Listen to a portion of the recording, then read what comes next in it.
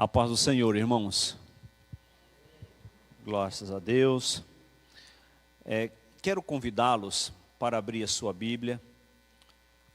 Carta aos Filipenses, capítulo de número 4.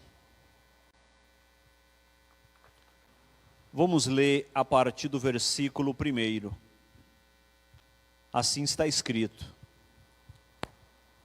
Portanto, meus amados e muito saudosos, minha alegria e coroa, sim, amados, permanecei deste modo, firmes no Senhor. Rogo a Evódia e rogo a Sintique, que pense concordemente no Senhor. A ti, fiel companheiro de jugo, também peço que as auxilie, pois juntas se esforçaram comigo no Evangelho, também com Clemente e com os demais cooperadores meus, cujos nomes se encontram no livro da vida. Alegrai-vos sempre no Senhor, outra vez digo, alegrai-vos. Seja a vossa moderação conhecida de todos os homens, perto está o Senhor. Não andeis ansioso de coisa alguma. Em tudo, porém, seja conhecidas diante de Deus as vossas petições pela oração e pela súplica, com ações de graça. E a paz de Deus, que excede todo o entendimento, guardará o vosso coração e a vossa mente em Cristo Jesus. Finalmente, irmãos, tudo o que é verdadeiro, tudo o que é respeitável, tudo o que é justo, tudo o que é puro, tudo o que é amável, tudo o que é de boa fama, se alguma virtude há, se algum louvor existe, seja isso o que ocupe o vosso pensamento. O que também aprendeste e recebeste e ouviste e viste em mim, isto praticai, e o Deus da paz será convosco. Alegrei-me sobremaneira no Senhor, porque agora, uma vez mais, renovaste o meu favor, o vosso cuidado, o qual também já tinhas antes, mas vos faltava oportunidade. Digo isto não por causa da pobreza, porque aprendi a viver contente em toda e em qualquer situação. Tanto sei estar humilhado, como também ser honrado. De tudo e em todas as circunstâncias já tenho experiência, tanto de fartura como de fome, assim de abundância como de escassez. Posso todas as coisas naquele que me fortalece. Amém. O tema da nossa mensagem, irmãos, de hoje, é nunca desista da caminhada cristã. Porque eu já ouvi, acredito que muito de vocês também já ouviu, e não precisa denunciar, mas é possível que até você já tenha usado essa expressão em algum momento, né, da sua vida, de querer de alguma forma pressionar Deus a fazer algo em relação a nós, daquilo que nós gostaríamos. E quando nós não visualizamos no horizonte que Deus irá fazer algo com relação àquilo que nós estamos orando, pedindo a Ele, eu já ouvi a expressão de algumas pessoas dizendo: olha, se Deus não fizer isso, eu vou deixar de ser crente.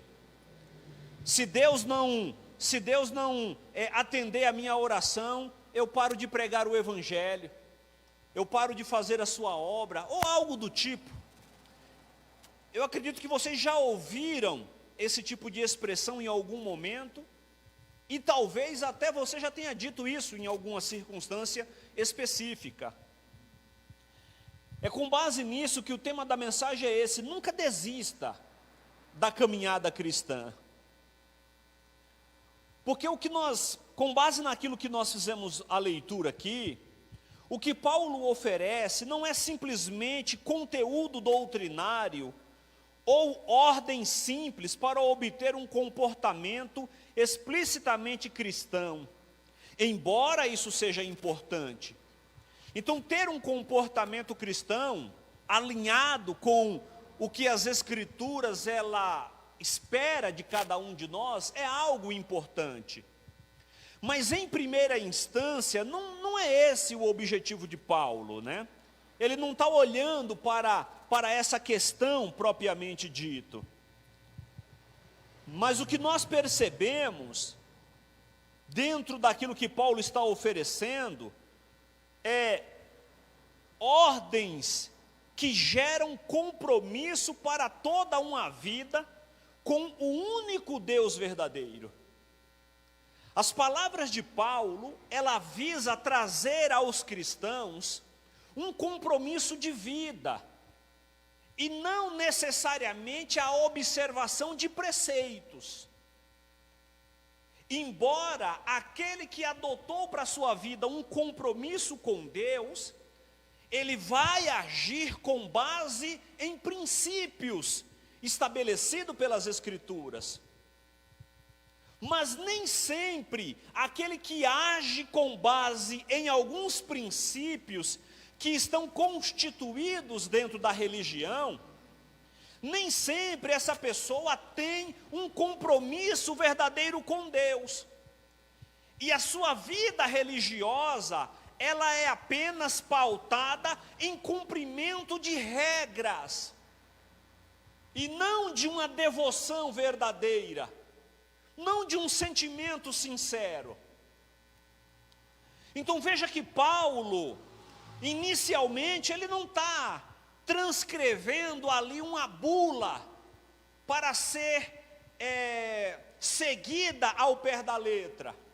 Mas o que Paulo visa dos irmãos da igreja em Filipe é que eles tenham, por meio do seu compromisso com Deus, atitudes que estejam alinhadas com esse Deus verdadeiro em sua essência. Então, não apenas na prática, mas nas motivações dessas práticas. Não apenas nas atitudes, mas nas motivações que as pessoas têm para agir da maneira que agem. Que espécie de exortação pode ajudar os cristãos no caminho com Cristo? A leitura e a meditação da Escritura certamente contribuirá para o nosso crescimento espiritual. Contudo, a leitura da Bíblia por si só não produzirá esse conhecimento, esse crescimento. Pois existe obediência que é apenas formal, é apenas uma formalidade. Então, a leitura e a meditação é algo imprescindível para a vida do cristão.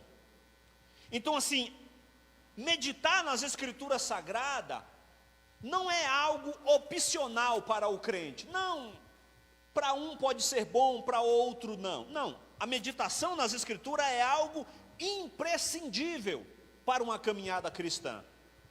Porém, a leitura apenas da palavra de Deus, ela não pode, a leitura por si só, ela não pode produzir na vida do cristão esse crescimento espiritual, se não houver um sentimento alinhado com a prática da leitura.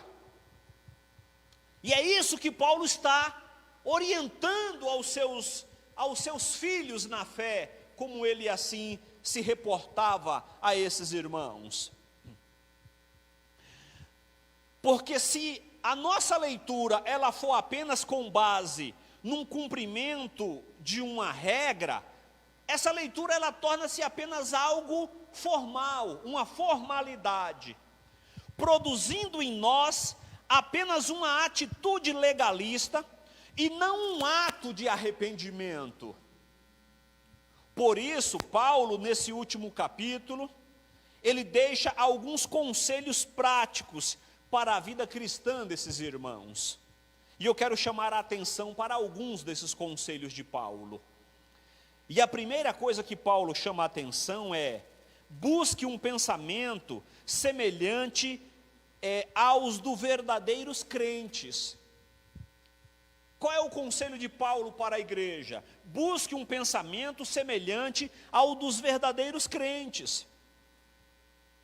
Veja que Paulo ele vai iniciar falando sobre a necessidade dessa unidade entre os irmãos na igreja. E ele vai aproveitar o ensejo para tratar de um problema de divergência dentro da igreja de Filipe. E ele faz questão de mencionar as duas irmãs que estavam tendo esse litígio ali entre elas, né? O versículo 1, Paulo ele fala da necessidade de ter o nosso pensamento voltado para o Senhor. É isso que ele diz, né? Portanto, meus amados e muito saudosos, minha alegria e coroa, sim, amados, permanecei deste modo firme no Senhor. Permaneçam firmes no Senhor. Com base nessa necessidade de permanecer firme, Paulo, ele se reporta agora para duas irmãs da igreja. Duas irmãs importantes, duas irmãs que tinham um histórico ministerial, duas irmãs que contribuíram significativamente para o desenvolvimento daquela igreja. Eram pessoas importantes, eram pessoas que militaram na obra de Deus, e é por isso que Paulo está preocupado com essa divergência. É o que ele diz no verso 2, né? Rogo a Evódia e rogo a Sintique que pense concordemente no Senhor. Pense concordemente no Senhor. Logo no início do capítulo, Paulo apresenta um caso concreto em que duas importantes irmãs dessa igreja estavam vivendo em desavença. Às vezes, os atritos entre os crentes tornam-se tão severos que o mais sábio a se fazer é chamar uma terceira pessoa para mediar o atrito. É provável que o pedido de Paulo seja direcionado ao pastor da igreja, visto que ele usa a expressão leal companheiro de jugo. Seu pedido às irmãs é para que elas pensem de maneira em uma unidade cristã, que elas tenham um pensamento que sejam visando o benefício do todo, e não apenas de parte, né? Visando o benefício da igreja como um todo, e não quem está certo ou está errado, né? Porque às vezes nós agimos, e de repente nós poderíamos até resolver uma situação, se nós mudássemos a nossa abordagem. Mas o ser humano, por si só, ele é orgulhoso, né? O ser humano é uma tendência da natureza caída do ser humano ser orgulhoso. Então, por exemplo, se eu estou certo, eu não arredo o pé daquilo que eu quero fazer. Não, eu estou certo. Eu estou certo. E tem até um ditado que diz aí no meio secular, que tem o seu ponto de verdade, quando se dizem, é melhor ser feliz do que ter razão. Então, às vezes é necessário, mesmo você estando certo, tomar uma atitude em detrimento de um bem comum. Então veja que Paulo, ele não entra em questão quem é que está certa e quem é que está errada. Paulo, ele não faz menção do problema. Paulo, ele não diz que Sintique estava certa, nem que Evódia. Ou qual era das duas que tinha que pedir perdão para a outra? Paulo diz que as duas precisavam tomar uma atitude diferente e colocar de lado essa divergência.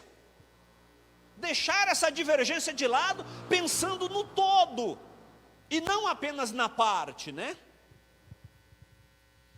O fato de a exortação a duas mulheres da igreja introduzir o último aconselhamento da carta, demonstra que o problema entre essas irmãs era algo sério.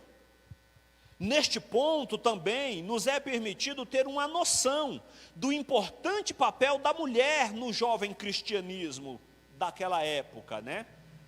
Pois observamos a importância de suas atividades. Paulo diz que elas eram muito importantes, né? Quando Paulo pede para o pastor da igreja, ele diz: a ti, fiel companheiro de jugo, também peço que as auxilie, pois juntas se esforçaram comigo no evangelho, também com Clemente e com os demais cooperadores meus, cujos nomes se encontram no livro da vida. Paulo diz: essas mulheres trabalharam arduamente. Eu me lembro muito bem que elas foram muito importantes para mim, para Clemente e para todos quantos militaram ali na obra de Deus. Essas mulheres foram muito atuantes. Então ajude-as nesse momento a resolver esse problema que existe aí entre elas, para que essa diferença, né, ela venha a ser resolvida.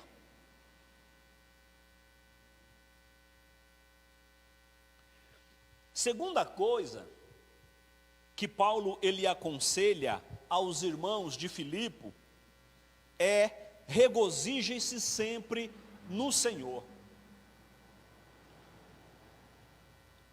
Alegrar-se no Senhor é o que Paulo diz que deve ser a nossa motivação, a alegria em Cristo.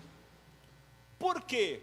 Porque a alegria terrena, irmãos, ela é muito passageira. Ela vai e vem com muita facilidade. Ela não dura nada, ela se desfaz com muita facilidade. A alegria terrena, ela vem e vai com a mesma velocidade, passa com muita rapidez. Nós ficamos alegres diante de uma situação específica, mas no dia seguinte, a alegria oriunda dessa situação acaba. Eu disse aqui em outras oportunidades, falando em algo parecido com isso, quando, por exemplo, você compra um carro novo, por exemplo, você fica alegre, e tem razão de ter ficado, não é que você vai comprar e ficar triste, né? Lógico, você ficou alegre, você comprou algo que você queria, normal que seja assim. Só que passa, na semana que vem acabou. Para aquela alegria ela permanecer, tem que trocar o carro de novo, porque na semana que vem já passou, meu querido. Então a alegria terrena, ela vai e vem com muita facilidade, se desfaz como a neblina com o sair do sol. Diante disso, o que Paulo diz aos irmãos de Filipe? Alegrem-se no Senhor. Por que a alegria deve ser no Senhor? Porque se a nossa alegria ela estiver pautada em coisas terrenas, irmãos, é possível que nós tenhamos mais motivo para nos entristecer do que para nos alegrar. Sobretudo o apóstolo Paulo, quando ele escreve isso, do ponto de vista terreno, ele não tinha razão para se alegrar. Por quê? Ele estava preso. Quando Paulo escreve falando aos irmãos, alegrem-se no Senhor, outra vez digo, alegrem-se, ele está aprisionado. Que razão que um prisioneiro tem para se alegrar, do ponto de vista terreno? Está encarcerado, dali ele não sairia mais. Paulo ele é condenado posteriormente à pena máxima, que era a decapitação. Ele é decapitado, segundo a história da igreja nos conta. No entanto, Paulo ele diz que a alegria deve ser no Senhor, meus amados, porque essa alegria, ela jamais passará. Não importa se você tem uma conta bancária recheada ou não. Não importa se você tem um carro novo ou um carrinho velho ali, mas que serve para te deslocar para onde você necessita. Se a sua casa é uma mansão ou se é uma casinha simples, humilde. Se você, nas suas refeições, come o melhor banquete possível, ou se nas suas refeições você come ali um arroz com feijão e um ovo frito. Porque a alegria no Senhor, ela independe dessas coisas. Ela subsiste e ela transpõe a todas essas situações. E essa é a alegria que jamais passará, meus queridos. Alegrem-se no Senhor, Paulo diz. Aleluia. Nem o escritor, nem os destinatários dessas palavras viviam num clima de bem-estar e conforto exterior. Quando Paulo escreve a sua segunda carta aos Coríntios, Paulo ele dá testemunho da igreja de Filipe. Só que ele não usa a expressão igreja de Filipe, ele fala as igrejas da Macedônia. E Filipe era uma dessas igrejas da região da Macedônia. Paulo diz que era uma igreja pobre, irmão. E não apenas pobre, Paulo diz que era extremamente pobre. Era mais do que pobre. Esses irmãos de Filipe eram mais pobres do que qualquer um de nós aqui, irmãos. Qualquer um de nós aqui tem uma vida melhor do que os membros da igreja de Filipe. Paulo diz, e esses irmãos, da sua extrema pobreza, contribuíram para a obra do Senhor. Isso quando ele escreve 2 Coríntios capítulo 8. Então nem Paulo e nem o destinatário da sua carta, no caso os filipenses, do ponto de vista material, do ponto de vista terreno, tinha lá muitas razões para se alegrar. É por isso que Paulo diz que a alegria deles não podia estar pautada em coisas terrenas, mas em questões celestiais. Essas palavras da alegria é escrita por um preso cujo processo de vida e morte acaba de entrar em um estágio decisivo. Ainda que chegue a Filipos a notícia da sentença de morte, a alegria é dádiva e tarefa decisiva da igreja. No Senhor, a igreja sempre possui alegria, até mesmo nas aflições. Parece um paradoxo, né? Como é que você vai ter alegria nas aflições? Mas esse é o contexto da igreja de Cristo. Porque mesmo em meio à perseguição, a igreja de Cristo ela está alegre no Senhor. Não é assim que o livro de Atos dos Apóstolos nos apresenta o apóstolo Pedro, juntamente com os demais apóstolos, mesmo sendo açoitado, mesmo sendo perseguido, eles estão regozijando-se pelo fato de ser perseguido pelo nome do Senhor Jesus Cristo? Será que ainda sabemos que a alegria não é um adorno secundário eventual no cristianismo para os dias favoráveis, mas conteúdo essencial do ser cristão?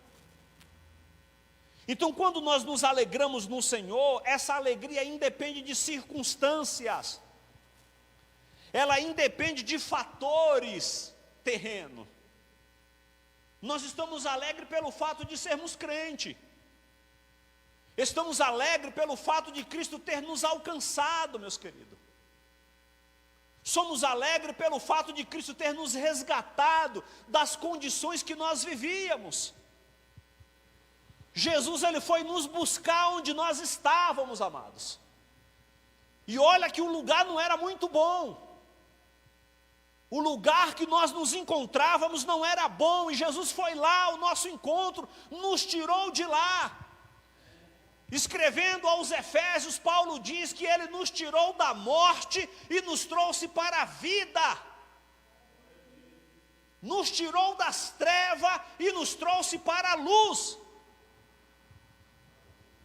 É por isso que nós temos razões de sobra para nos alegrar, independentemente das circunstâncias da vida, independente dos conflitos terrenos, dos problemas do dia a dia que nós temos que lidar com ele. Faz parte da nossa caminhada, não apenas enquanto cristão, mas como pessoa, como ser humano. Aleluia. Bendito seja o nome santo do Senhor. Alegria até mesmo em meio às dificuldades. Porventura o brilho da alegria paira sobre todas as reuniões e cultos cristãos? Será que dessa forma o cristianismo atrai as pessoas famintas de alegria? Paulo presta um serviço também a nós quando diz expressamente: novamente digo, alegrai-vos. Terceira coisa que Paulo aconselha aos irmãos de Filipe: não ande ansioso por coisa alguma, mas aprendam a orar e a colocar as suas ansiedades diante de Deus por meio da oração. Veja que a incerteza do amanhã, na sua grande maioria, é o que gera em nós ansiedade. A incerteza do amanhã, na sua grande maioria, é o que gera em nós ansiedade. Por não saber o que sucederá amanhã, isso gera em nós uma certa insegurança. E essa insegurança traz a nós uma ansiedade.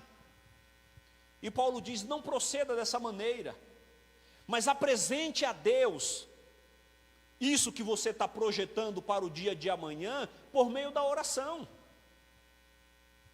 O versículo 6, Paulo diz assim: não andeis ansioso de coisa alguma, em tudo, porém, sejam conhecidas diante de Deus as vossas petições, pela oração e pela súplica com ações de graça. E a paz de Deus, que excede todo o entendimento, guardará o vosso coração e a vossa mente em Cristo Jesus. Veja que aquele que apresenta as suas dificuldades a Deus, por meio da oração e das suas petições, Paulo diz: a paz de Deus, ela vai se assenhorar da sua vida, ela guardará o vosso coração. Então você vai aprender a descansar em Cristo Jesus. Você vai aprender a descansar nele. O motivo da sua exortação, na realidade, já representa pura felicidade, alegria, moderação e agora também despreocupação, se é que essa palavra existe, né? Uma despreocupação, porque essa solicitação é diferente do sermão edificante que ouvimos no culto de domingo, mas que, no entanto, não somos capazes de colocar em prática ao despertar na manhã da segunda-feira. Descansar no Senhor, amados.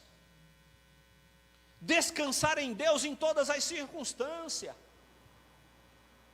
Mais à frente, Paulo ele vai agradecer à igreja pela contribuição que a igreja dá a ele, né? Os irmãos eles fazem ali aquilo que nós chamamos aqui, né? Faz um rateio, junta ali um determinado valor e manda para Paulo essa oferta. E quando Paulo agradece os irmãos por essa oferta que eles mandam a ele, ele diz: olha, só que não é apenas por conta daquilo que vocês mandaram, porque eu já aprendi a viver diante de todos os cenários. Diante de todos os cenários eu estou preparado para viver. Então é necessário que tenhamos certeza de que Deus preparou o que precisamos nessa situação de forma abundante para nós. Por essa razão, não devemos alistar apreensivamente para nós mesmos o que precisamos ter. Isso gera um verdadeiro ciclo vicioso da constante intensificação de preocupação e ansiedade, mas devemos comunicá-lo com pedidos na oração a Deus. Veja que quando o povo sai do deserto, após a travessia do mar, Deus disse ao povo: olha, vocês não precisam plantar, até porque não dava, né? Só que fique tranquilo, porque eu irei alimentar vocês todos os dias. Ao amanhecer, vocês saiam, e vai cair ali o maná, vocês peguem para hoje o que é suficiente para você e a sua família. Não pegue para mais de um dia, pegue só para hoje, amanhã tem mais. E quando for na sexta-feira, vocês peguem a uma porção dobrada, para a sexta e para o sábado. Porque no sábado vocês não podem ir ao campo para colher, para recolher o maná. E o texto diz que Deus alimentava o povo diariamente, amados. Nunca faltou, meus queridos. Nunca faltou o alimento, nunca faltou o necessário. E olha que até em alguns momentos teve até banquete, né? Teve um momento que Deus fez um churrasco ali para o povo, enviou codornizes do deserto. Deus sempre alimentou-os diariamente, em todos os momentos. No entanto, é necessário haver em nós essa segurança em Deus, acreditando que Ele é poderoso para agir em conformidade à sua boa vontade. Essa segurança, meus amados, em Deus, faz com que nós venhamos descansar no Senhor, espantando para longe de nós a ansiedade. Esse é o ponto. O pedir com ações de graças introduz confiança e força em nossa oração. Será que nós cristãos podemos ser reconhecidos como os santos despreocupados em um mundo atribulado por medo e preocupações? Isso não significa dizer que o crente ele vai ser irresponsável. Aí já é uma outra coisa. Você não pode ser irresponsável. Mas o excesso de preocupação, ele de alguma forma caracteriza a ausência da confiança que nós temos em Deus. Você consegue fazer essa conexão? Porque veja, nós ainda estamos vivendo os rescaldos, né, do período de pandemia, né? Estamos vivendo aí o rescaldo aí, os últimos dias, os momentos finais desse período que foi tão nebuloso para a vida da igreja. Eu disse isso aqui em algumas oportunidades relacionado a isso e relacionado a outras coisas. Por que que isso nunca trouxe a mim zero preocupação, no sentido de medo de que pudesse ser contaminado com algo desse tipo? Porque eu tenho uma certeza muito clara para mim, amados. Que certeza é essa? Que a minha vida está na mão de Deus. Repito, isso não significa dizer que você vai ser irresponsável. Mas se a minha vida está na mão de Deus, amados, nós só iremos partir para a glória quando o Senhor assim permitir que isso aconteça. E se Deus permitiu que algo como uma enfermidade venha tomar conta de nossa vida, e essa enfermidade vier fazer com que nós venhamos a falecer, irmãos, Deus permitiu que fosse assim. E se Deus ele não quiser, amados, também não adianta vir nenhum tipo de situação contrária, que não iremos partir sem que Deus ele tenha nos chamado. Esse excesso de preocupação gerou muitos problemas, pior do que o próprio vírus, depressão, problemas terríveis de saúde, gerado pelo excesso de preocupação com o problema propriamente dito. E é por isso que Paulo ele diz para que os nossos medos e os nossos temores, que geram em nós ansiedade, deve ser apresentado a Deus por meio da nossa oração. Tem algo que gera em você, amado, temor? Tem algo que traz a você medo? Apresente a Deus em oração. Apresente a Deus em oração e não permita que você venha a ser tomado por uma ansiedade. Aleluia. Quarto lugar, meus queridos, o quarto conselho de Paulo: aprenda o segredo do contentamento. Porque para aquele que não aprendeu o segredo do contentamento, amados, nada está bom em momento algum. Nada está bom em momento algum. Se ele tem 10, ele quer 20, se ele tem 20, ele quer 40, se ele tem 40, ele quer 100. Se ele congrega nessa igreja, ele queria uma maior. Se tem 2 carros, ele quer 3. Se ele tem quantos carros ele quiser, ele quer um jatinho, ele quer um avião. Se você não aprender o segredo do contentamento, nada vai saciar. Nesse sentido, o ser humano ele é insaciável. O ser humano é insaciável relacionado a isso. Paulo ele diz: eu sei ter fartura, sei ter abundância. Ele sabia viver em todas as circunstâncias, mas ele também sabia viver em extrema dificuldade. Ele diz: eu aprendi a estar contente em todas as circunstâncias. Então, se eu estou num churrasco, para mim está bom. Mas se não tem um churrasco, tem só um arrozinho ali, está bom também, não tem problema, está tudo certo. Também serve. Isso não vai gerar em mim esse sentimento de que Deus está me deixando de lado diante da circunstância. É verdade que também Paulo aprendeu. Veja que Paulo diz: eu aprendi. Não é algo que ele sabia. O contentamento, geralmente, não é algo que nós nascemos com ele. Paulo diz: eu aprendi a contentar-me com o que eu tenho. Eu aprendi a viver contente em qualquer circunstância. Isso não é... Então quer dizer que isso ele não sabia, aprendeu posteriormente. Essa liberdade não lhe foi dada como mero presente. É uma palavra útil para nós e que precisamos levar em conta. Nossos pensamentos equivocados sobre a graça divina e a incapacidade humana para o bem, com frequência geram em nós expectativas tolas, impedindo-nos no aprendizado e no necessário engajamento da nossa vontade. Esse é o efeito visível de Jesus.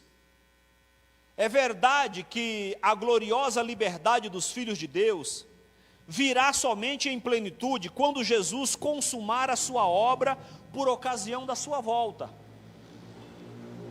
Mas o cristianismo seguramente é mais que mero consolo para o futuro e o além. O cristianismo não é apenas um consolo para aquilo que vai acontecer, sabemos lá quando, né? Pode ser que seja hoje, pode ser que seja daqui 10 anos, 20, 50, não sabemos. O cristianismo não é apenas um consolo para um futuro, mas é um contentamento para o presente. Porque quando nós abraçamos o Evangelho de Deus, irmãos, não é apenas para uma vida escatológica, né? Não é apenas para uma questão pós-volta de Jesus Cristo. Nós precisamos usufruir dessas benesses proporcionadas por Deus, aqui e agora.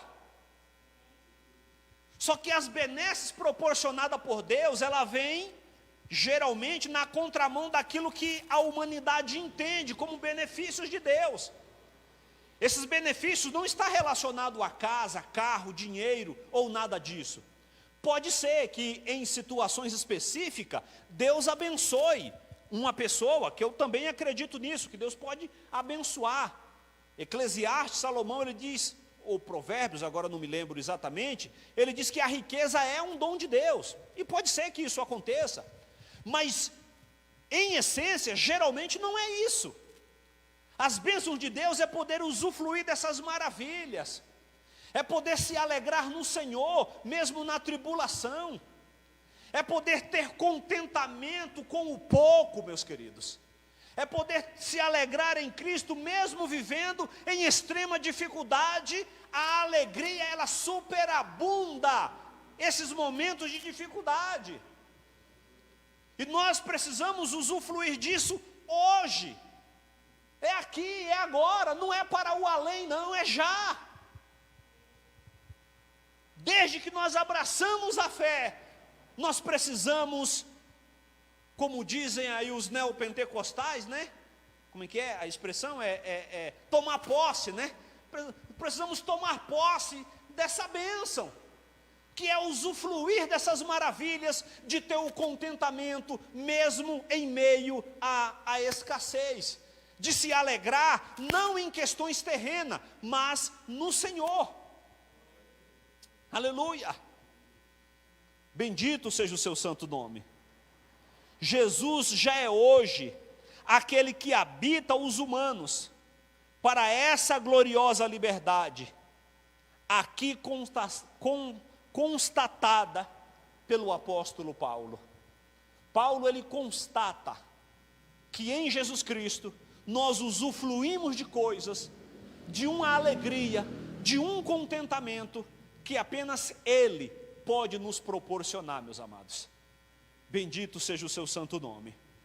Para concluir, agora que completamos, né, essa nossa análise, ao mesmo tempo empolgante e prática, não devemos esquecer o que aprendemos. A melhor parte dessa nossa reflexão não é o aprendizado. A melhor parte da nossa reflexão não é o aprendizado, mas a prática daquilo que se aprendeu. A melhor coisa não é nós aprendermos algo, mas é nós colocarmos em prática aquilo que foi aprendido. Porque se algo for aprendido, mas não for praticado, não tem muito valor não. Para não dizer que não tem valor nenhum, né? Tem lá algum valor porque é um conhecimento, mas se aquilo não for praticado, o valor ele é quase nulo. O aprendizado, ele vai ter um valor consistente se aquilo que foi aprendido for praticado na nossa vida diária. E esse é o objetivo do apóstolo Paulo, que a igreja olhe para as suas palavras e não apenas aprenda por meio das suas orientações, mas que possam viver em seu dia a dia com base nas orientações que foram prescritas por ele. Deus abençoe, meus amados. Glória a Deus.